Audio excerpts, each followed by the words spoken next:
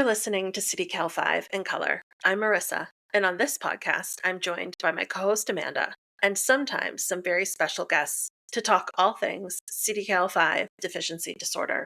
It's a rare genetic condition caused by changes in the CDKL5 gene.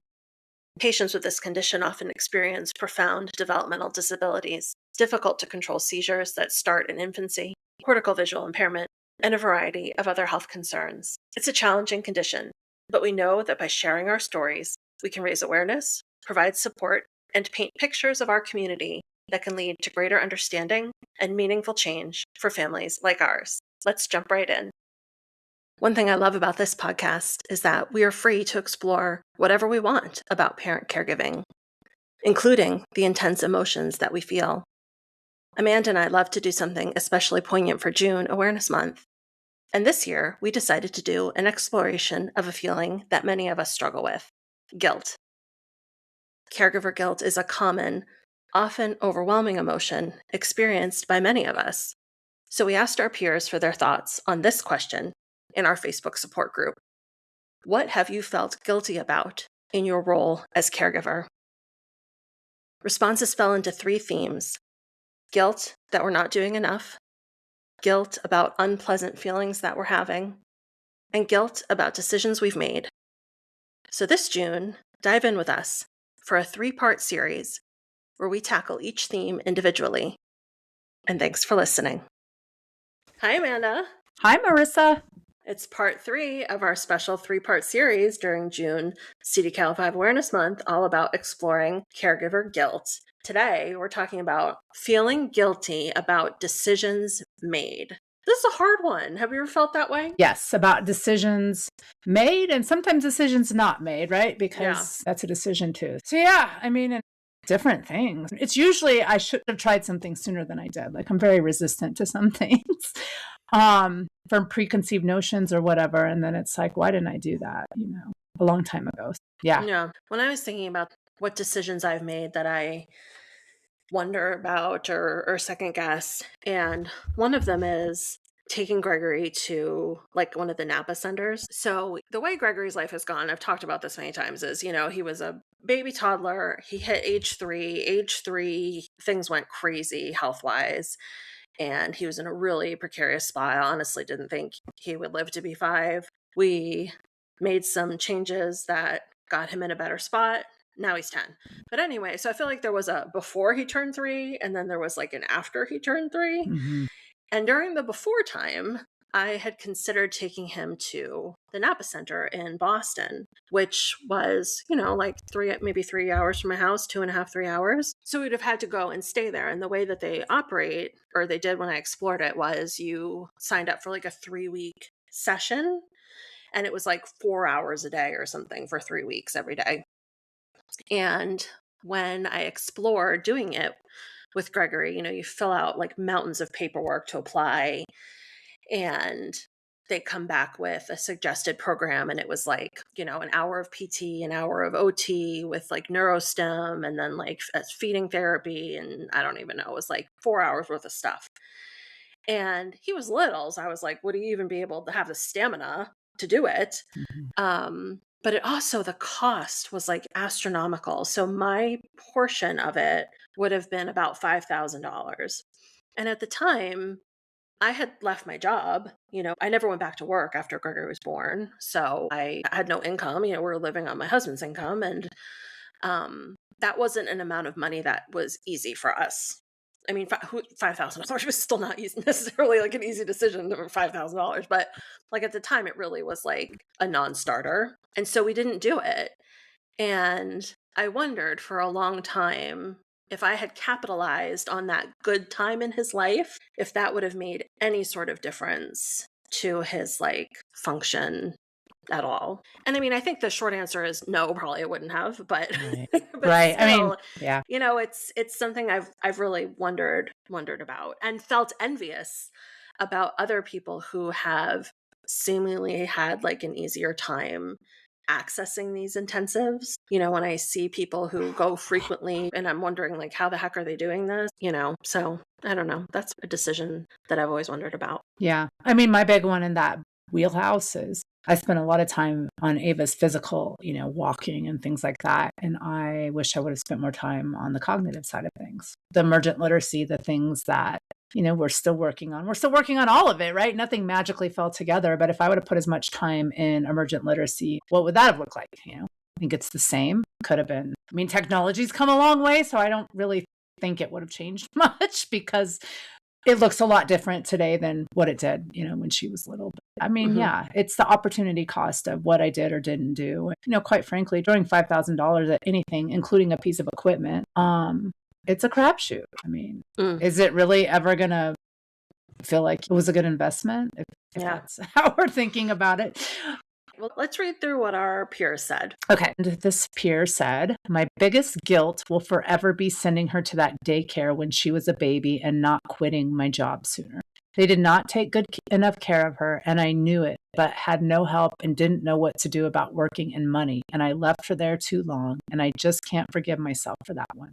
I should have left my job sooner because she needed me. I mean, that's hard. Yeah. You can't not blame yourself for needing to make money to. You got to feed. You got to have a house over your roof over your head, and you got to feed your kid, and you got bills and. And there's plenty of people doing this as single parents with little ones, so it's, you don't always have someone to do those things. No, a lot of times it's not a choice. Yeah, most times. Most times it's not a choice. Yeah. That's hard though. All right. The next person said, prior to the CDKL5 diagnosis, my daughter was over-medicated, trying to eliminate seizures.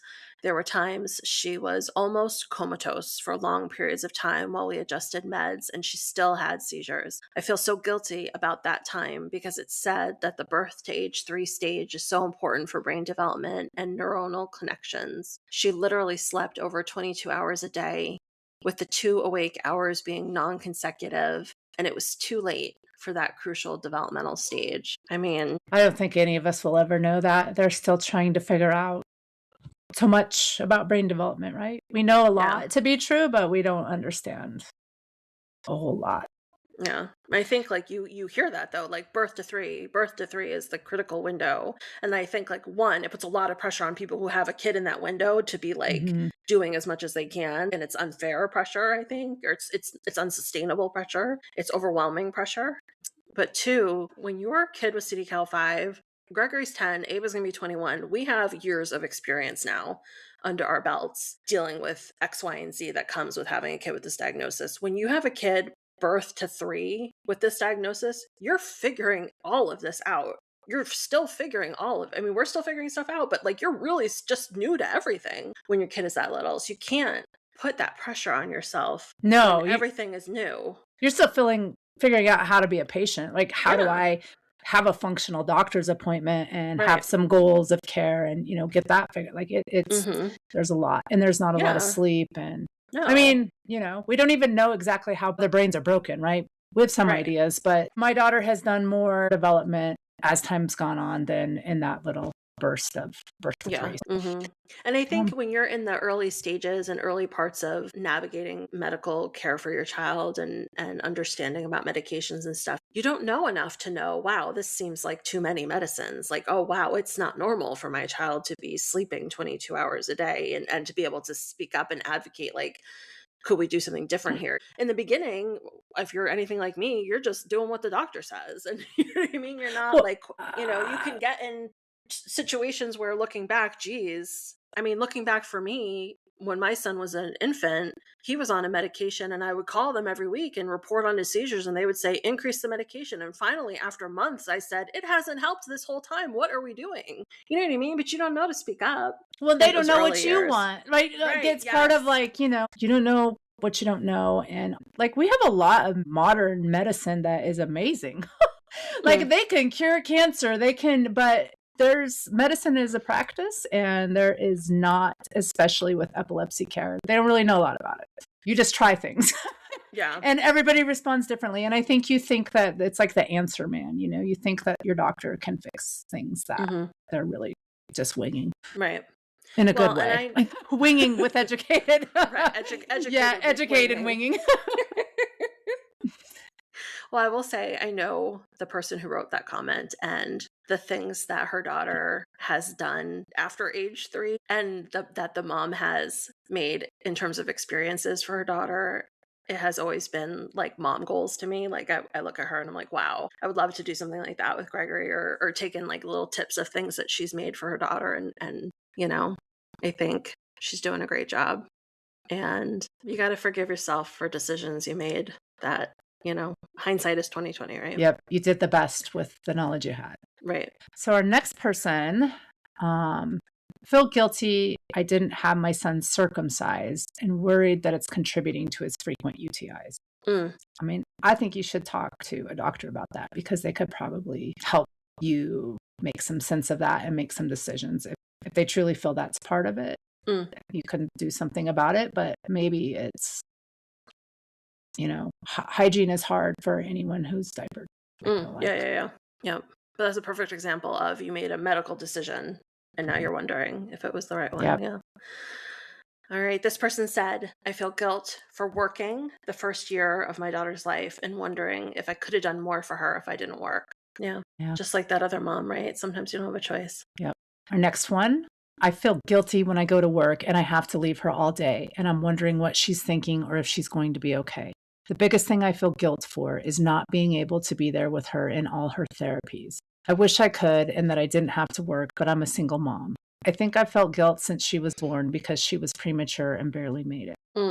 Yeah, double hard, right? You get them out of an EQ and then boom, You think you've overcome the worst part of your life and guess what? Yeah. Listening to all these, I'm making the assumption that their moms regretting or feeling guilt about having to work when they wanted to be there for their children. It makes you really realize how moms should have more choice. Yeah. And how they want to. Yeah. And how they want to be there for their family. I mean, it's crazy. Yeah. Well, and I've always thought if I had a better balance, maybe I would have been a better person sometimes, but I don't know. All right. Is it my turn? Yes. This person said, I did not push all the therapies because it wasn't doable for me, and I feel guilty about that. I was a single parent, and I had 2 other small kids at the time, and I didn't want our life to be all nonstop therapies and doctors. At one point, I even cut back on specialists because it was too much. I don't feel bad about that, but the lack of therapy as a baby, I do. I wonder if it would have made a difference. Yeah, it's your story, right? It's what you shared earlier. Yeah. I mean, I only had one other kid and they were spaced out enough to where she could still have fun in the therapy office, and you can't do it all, and you can't drag 2, 3, 4 other little humans along with you. I mean, sometimes I have a hard time getting my dogs fed. So, Yeah. I mean, the fact is, like, when you're raising a kid with CDKL5, your schedule is booked. You've got doctors, specialists, therapies, therapists, early intervention, school, equipment, appointments. I mean, you've got a ton of appointments, and there's nothing wrong with making it work for your family. Yeah. I mean, you do a lot of rebooking too. Unfortunately, it's constant project management, it feels like. Yeah. Okay. Our next person regrets not pushing for a swallow study sooner or going someplace else. This person saying it took 4 months to get in. And I mean, neither of those things are uncommon, right? I think that's one of the biggest things people who don't consume medicine regularly in our country, they don't realize. You can't get to a specialist. Sometimes it's 6 to 9 months. Sometimes it's a year. These doctors are not easy to get into. Yeah, it's hard. You can you can't make magic happen, right? You can only do what you can do. Be on cancellation list and yeah. This person said, I feel guilty that life has to be so hard for my daughter. Maybe if I did something else when I was pregnant, she would suffer less. Maybe is what's happening because I was sick or I didn't eat healthy enough or because of my age. I have this guilt every time I feel, see, and hear a seizure go through her little body. Well, you didn't do anything. No.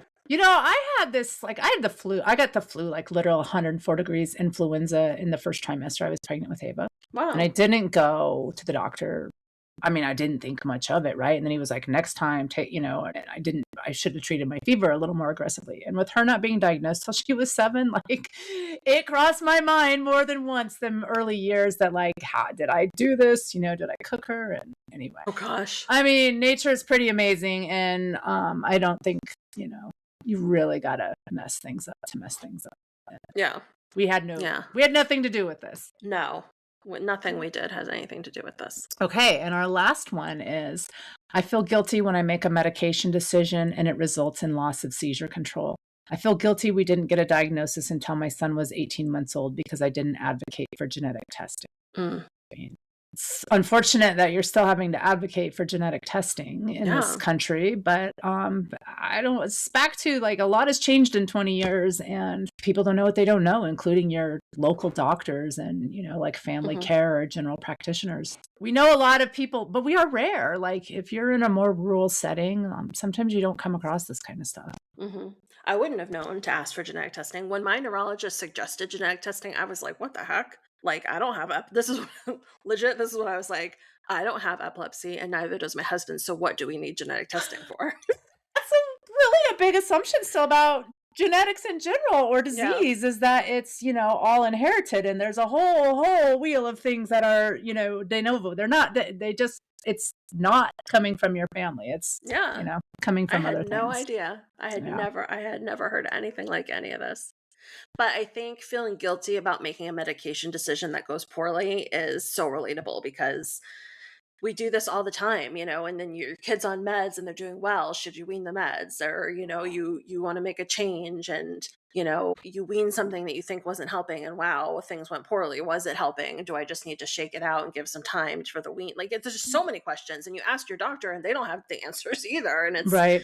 It's really goals, right? Like you think that, they're still having 1 or 2 seizures a day. Like, can we get that to stop? And then you add a medicine and you're like, crap, now we're having 12, it's like, you don't know until you try it though. So sometimes I feel both ways for making the change or for not making the change. So you don't know. So you don't know and nobody does. And so it feels sad to make a decision that doesn't go well. But at the same time, you can't blame yourself because everybody's just trying to do their best. All right. So to wrap up, we all want what's best for our kids, and we make the best decisions we can with the information or the capabilities we have at the time. And a lot of decisions we make aren't really choices at all, and they're based on circumstance. And no one gets prior warning that their child is going to have CDKL5. So we're all making decisions on the fly and learning as we go. And we have to be easy on ourselves about that.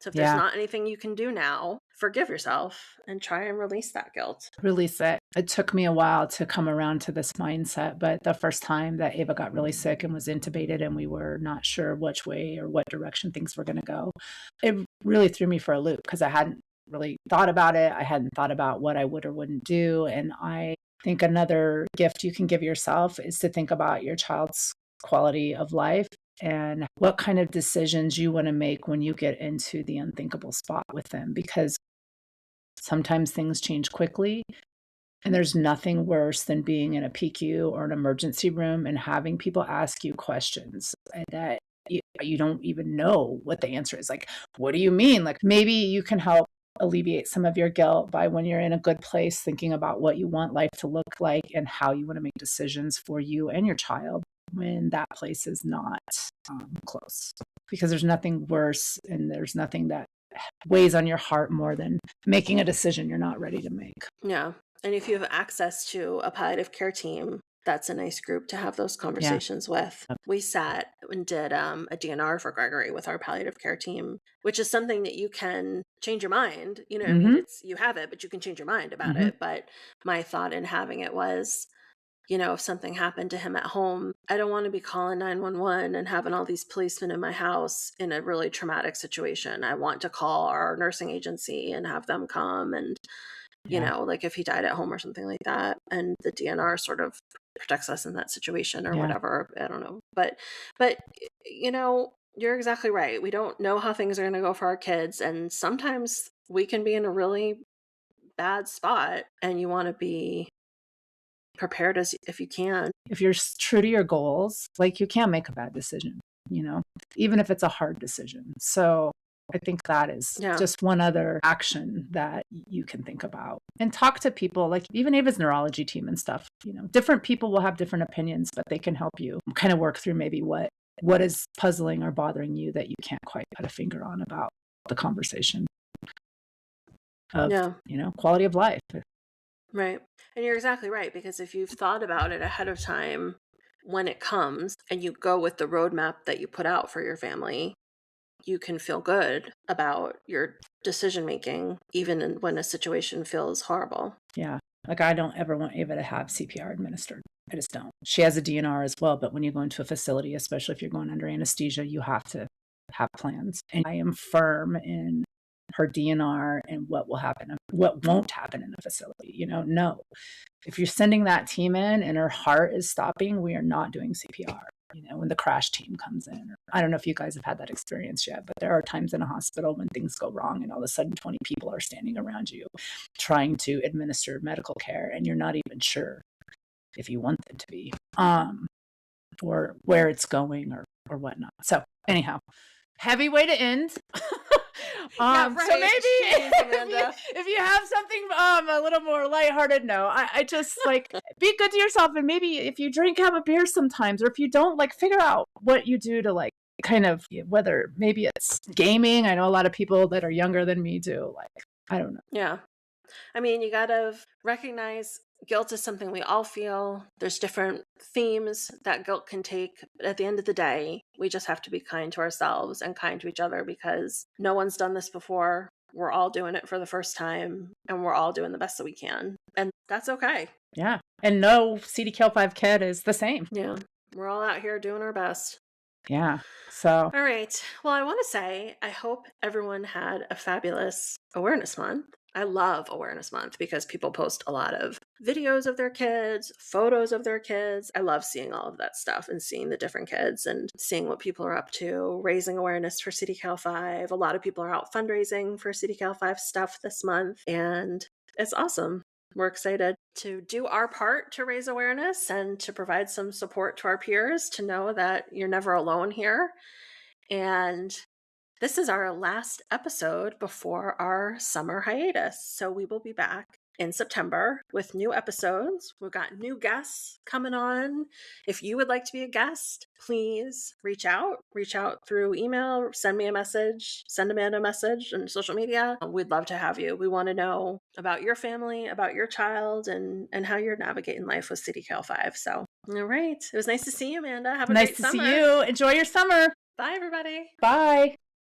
Many thanks to everyone who shared their thoughts and feelings with us for this series. We know there is power in sharing and in knowing we aren't alone. Coping with caregiver guilt involves practicing self-compassion, reframing self-critical thoughts, setting boundaries, and accepting that you cannot be perfect and you don't need to be. Your best is enough. Finding moments of joy and practicing self-care and compassion can improve well-being and help avoid burnout. So can seeking support, engaging professional help, and building friendships within our CDKL5 community. If you need help connecting, please reach out to us. Chances are we can help. None of this is easy, we know, but the better we can get at releasing feelings of guilt and taking care of ourselves, the better off we and our children will be.